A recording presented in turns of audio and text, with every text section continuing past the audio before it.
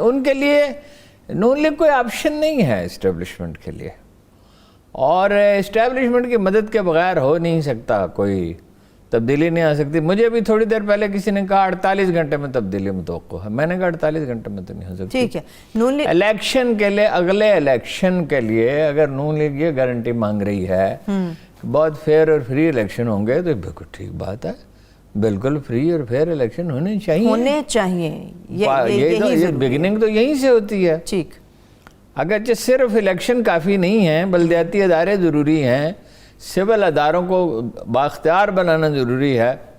اب بلدیات کو تو اختیار دیتے نہیں، سارے اختیار اپنے گھر پہ رکھ لیتے ہیں، بات ہمیشہ بلدیات کی کرتے ہیں، مگر اور نچلی سطح پہ اختیارات، آپ عدلیہ کو کام کرنے دیتے نہیں، آپ سول سروس کو پورا تحفظ نہیں دیتے۔ سول سروس اور پولیس کو پوری طرح آزاد ہونا چاہیے قانون کے دائرے میں، یعنی جب وہ قانون کے خلاف ورزی کریں تو سخت بات پرس ہونی چاہیے، لیکن یہ ہے کہ اب آپ ان کو تحفظ نہیں ہے، جس کو جب چاہیں نچلے گریڈ کے افسر کو اوپر لگا دیں، اوپر والے کو۔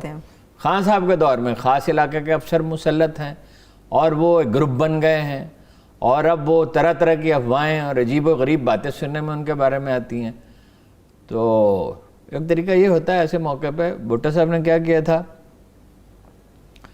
مصطفیٰ کھر کو ہٹایا، ملک معراج خالد کو لگا دیا، حنیف رامے کو لگا دیا۔ بلکہ مجھے یاد ہے کہ شادی تقریب میں دونوں آئے، حنیف رامے اور مصطفیٰ کھر، تو بہت ان میں اس وقت مطلب کشیدگی تھی سخت، اور دونوں بڑے تن کے چل رہے تھے۔ اچھا، تو آغا شورش کشمیری مرحوم زندہ تھے، وہ ایسا کوئی موقع ہاتھ سے جانا نہیں دیتے، تو انہوں نے اونچی آواز میں کہا اے نا تعارف ہی کرا دو ایک دوسرے نال۔ تو وہ پھر صادق قریشی کو لگا دیا، مطلب یہ کہ وزیر اعلیٰ ٹھیک کام نہیں کر رہا ہے۔ صحیح۔ بائی دی وے یہاں وہ رضا باقر صاحب، جی رضا باقر صاحب، گورنر اسٹیٹ بینک، اب ان کے خلاف ایک مہم شروع ہو گئی ہے۔ تو ہارون صاحب وہ اپولوجائز کر لینا اپنی اسٹیٹمنٹ کے اوپر۔ نہیں، اسٹیٹمنٹ تو انہوں نے دی، ہم نے بھی کہا کہ کوئی موضوع اسٹیٹمنٹ انہوں نے نہیں دی ہے۔ دیکھیے جوان آدمی ہیں، باہر رہے ہیں، پھر باہر چلے جائیں گے۔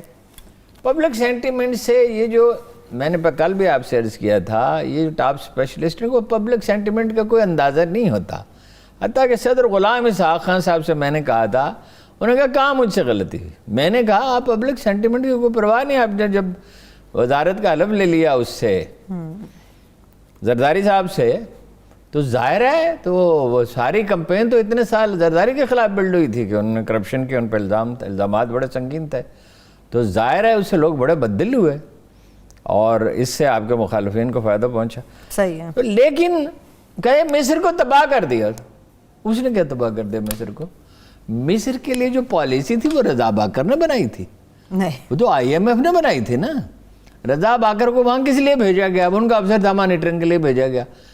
بھائی یہ ہے پالیسی، کیا اس پہ عمل درآمد ہو رہا ہے؟ انہیں تو اپنی رپورٹیں بنائیں بھیج دیں، ابھی بھی دور یہ بات انہیں نہیں کہنی چاہیے تھی رضا باقر صاحب کو، لیکن بہرحال اب یہ تنقید ان پہ مستقل ہوتی رہے گی، اور یہ بھی ممکن ہے کہ کسی وقت انہیں جانا ہی پڑ جائے۔ ٹھیک ہے ہارون صاحب، ابھی آپ نے کچھ دیر پہلے نون لیگ کی بات کی کہ نون لیگ آپشن نہیں ہے، کیا یہی بات عمران خان صاحب کو اتنا کانفیڈنٹ کیے ہوئے باوجود اس کے کہ حکومت مخلوط ہے اور کمزور ہے، یہ سب جانتے ہیں؟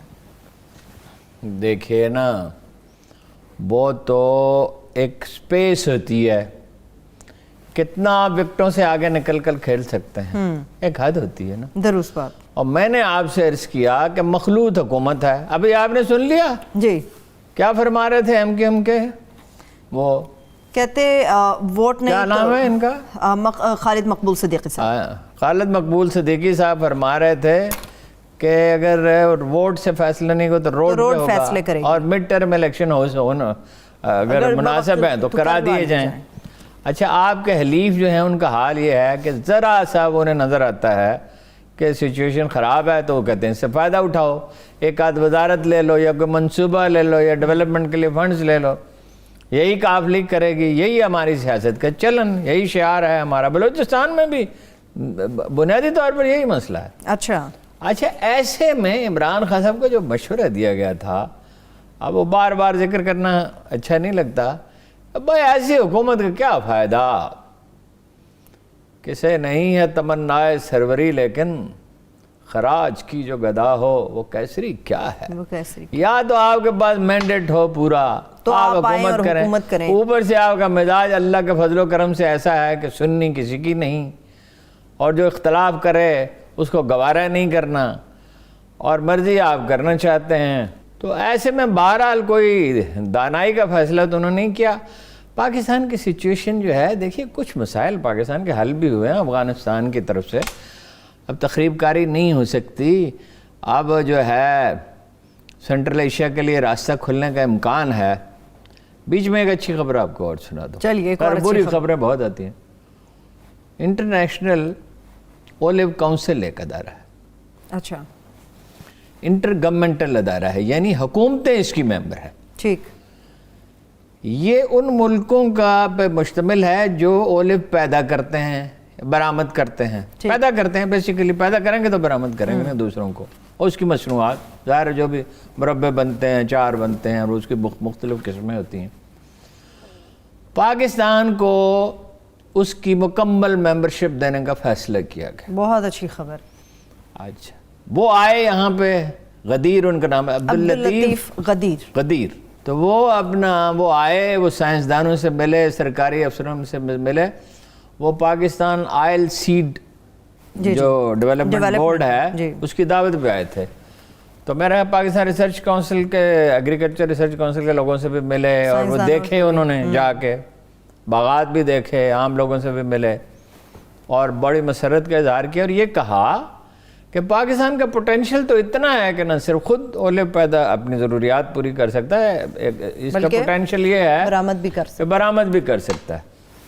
तो अगर ये हो गया तो ये देखें ना आप, आलमी मेयार की ज़ाहिर है, फिर आपको आलमी मेयार पे जाना पड़ेगा, फिर ये आलमी मार्केट के रास्ते बैनुल-अक़वामी ताबन भी मिल सकेगा।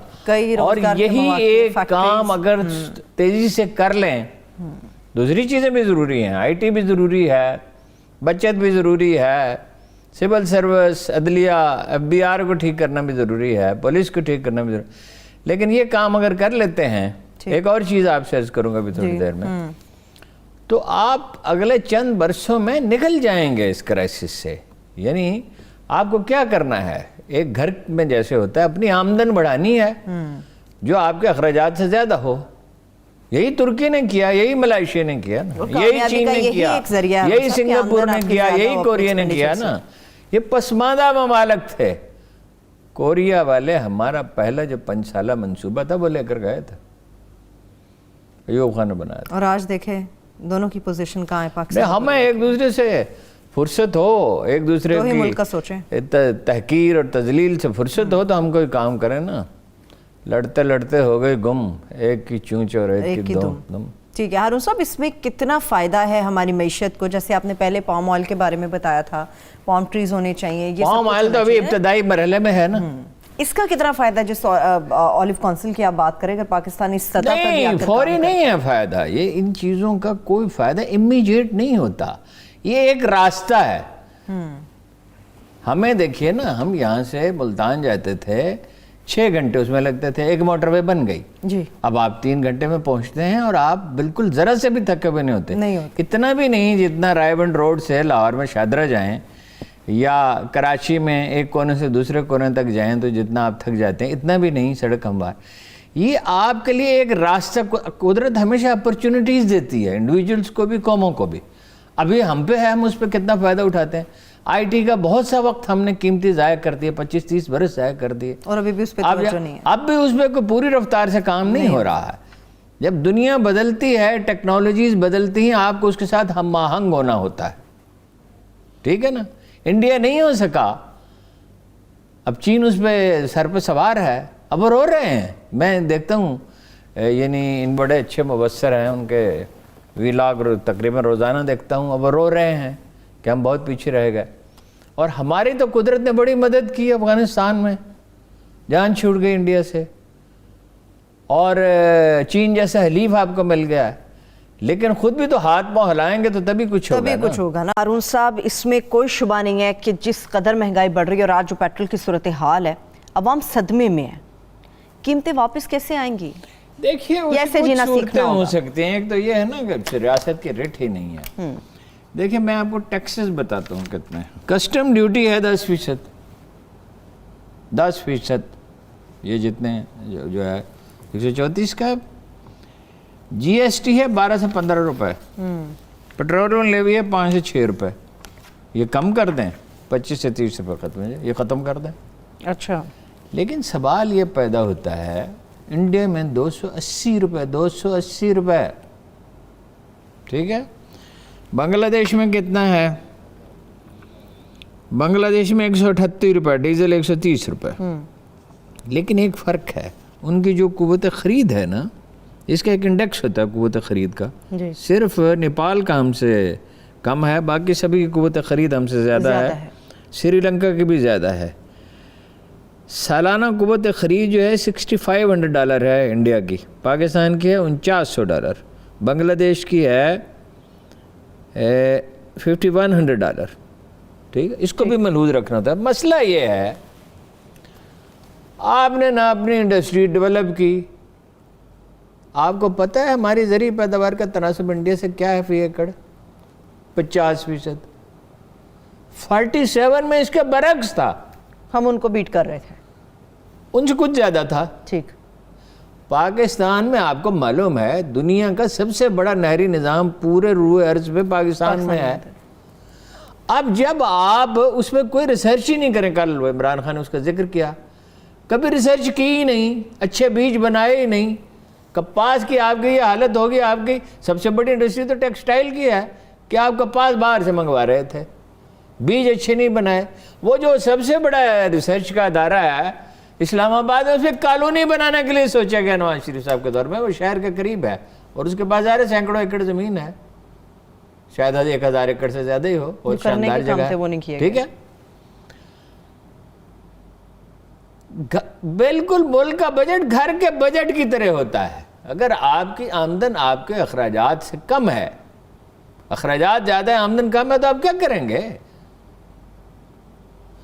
بھائی؟ آپ IMF کے پاس کیوں جاتے ہیں؟ نواز شریف سے پہلے دن گئے تھے, یعنی آتے ہی چند دنوں میں.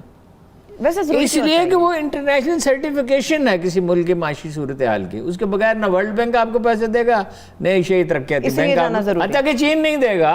چین اب ML1 میں ریلیکٹنٹ ہے نا کہ بھائی آپ پیسے واپس کیسے کریں گے جب آپ مغلوں کی طرح رہ رہے ہیں. زیورات سے لدی پھندی عورتیں, 4 کنال کے مکان, اور یہ کرونا سے پہلے چھٹیاں منانے کے لیے ملک سے باہر جاتے تھے. بچوں کی فیس 40,000 روپے, ایک بچے کی فیس 60,000, 1 لاکھ روپے.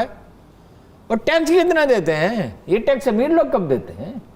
ٹیکس غریب آدمی دے دو. صابن خریدا, جو آپ نے چینی خریدی, ماچس کی ڈبیاں خریدی, جو بھی خریدا آپ نے, کپڑا خریدا, جوتا خریدا, جرابیں خریدیں, بچے کا یونیفارم, اس پہ آپ نے ٹیکس پے کیا.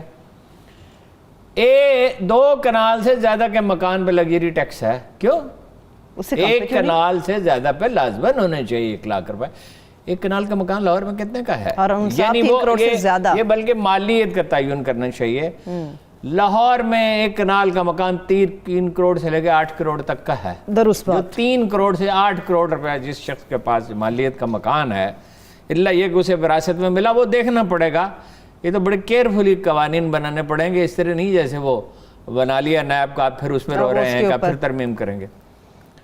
اس سے کیوں نہیں آپ 1 لاکھ روپے سال کے لیتے؟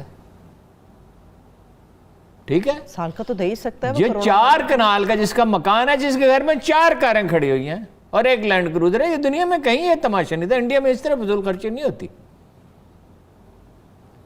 تو آپ ٹیکس وصول نہیں کر سکتے. انڈسٹری کی آپ کا عالم یہ ہے, ٹیکسٹائل ہے, چمڑا ہے, اور کیا ہے, ایک آدھ اور انڈسٹری ہے.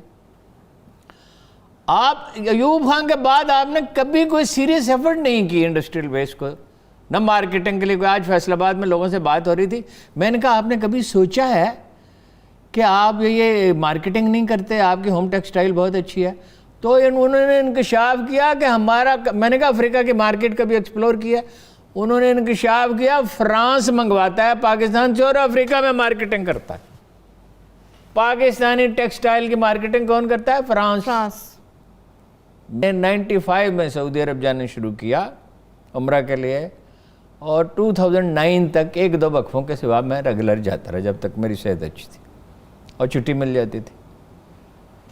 میں نے دیکھا چینی مصنوعات 5% سے زیادہ نہیں تھیں مکہ، جدہ اور مدینہ منورہ میں، خاص طور پہ لوگ مکہ میں خریداری کرتے ہیں زیادہ، اور میں نے دیکھا کہ وہ 70-75% چلی گئیں۔ نماز پڑھنے والی ٹوپی، چپل، گھڑی، تسبیح، جائے نماز، ہر وہ چیز جس کی ضرورت ہے، ہر وہ چیز جو ہینڈی کرافٹس، ہر وہ چیز جو عمرہ کرنے والا یا عازمین حج خریدنا چاہتے ہیں۔ بھائی ایک قوم ہے جو تاریخ کے چوراہے پہ سوئی پڑی ہے ہاتھ پہ، اور نواز شریف صاحب کے دور میں اکانومی کیا تھی؟ پہلی بات آپ یہ سمجھ لیں، ہمارا تمام ترقیاتی بجٹ 100% صوبے کا بھی مرکز کا بھی لون ہوتا ہے، قرضوں کی مد میں۔ اور کیا، آپ نے سرکاری ملازمین کو تنخواہیں دے دی، فوج کی تنخواہیں دے دیں اور اس کے اخراجات پورے کر لیے۔ اس کے بعد آپ کو بات، اور دنیا میں کوئی یہ ماڈل ہے جو پاکستان میں ہر چیز درآمد کی جا رہی ہے؟ ایک زمانے میں 1.5-2 بلین ڈالر کی کھانے کی چیزیں آتی تھی، چاول، تھائی لینڈ کا چاول، کسی کے گھر میں گیا اس نے کہا تھائی لینڈ، میں نے کہا وہ مت مارے گئی ہے، تھائی لینڈ چاول تو ہوتا ہی پاکستان میں ہے، یہیں سے امریکی لے کے گئے کہ ایسا چاول اگائیں۔ چاکلیٹ، کتوں کی خوراک، یہ قیمتی گاڑیاں، یہ اپنا سامان اس کا میک اپ کا، یہاں کیوں نہیں بن سکتا؟ اس میں کیا ٹیکنالوجی ہے جی؟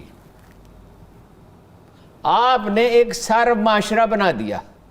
وہ کیا کرتے تھے مصنوعی طور پر، مشرف کے دور میں بھی، نواز شریف کے دور میں بھی، قرض لیتے جا رہے ہیں۔ اور موٹر ویز، انڈیا میں کون سی موٹر ویز ہیں جی؟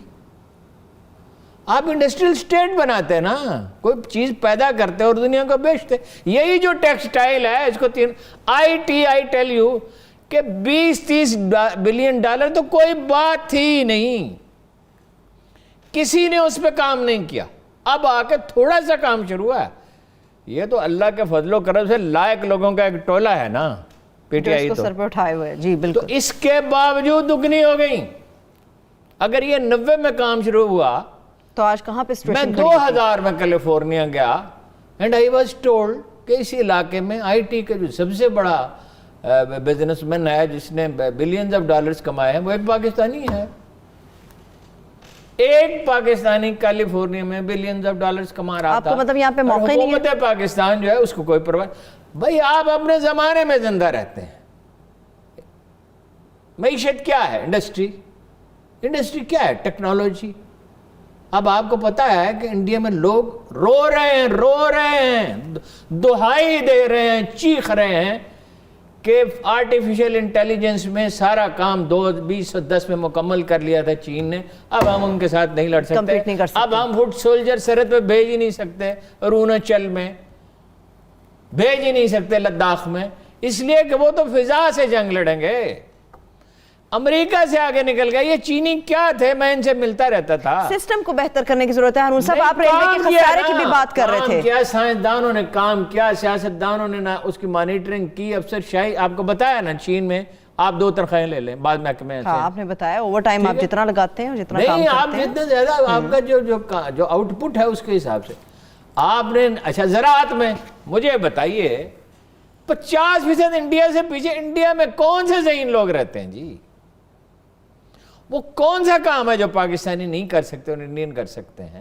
ایک بات یاد رکھیے، اس ملک کو آئین نے متحد نہیں رکھا، اس ملک کو فوج نے متحد رکھا ہے۔ کوئی شبہ نہیں۔ اس لیے کہ آئین کا اگر ہم سب اکرام کریں تو پھر تو مسئلہ ہی حل ہو جائے۔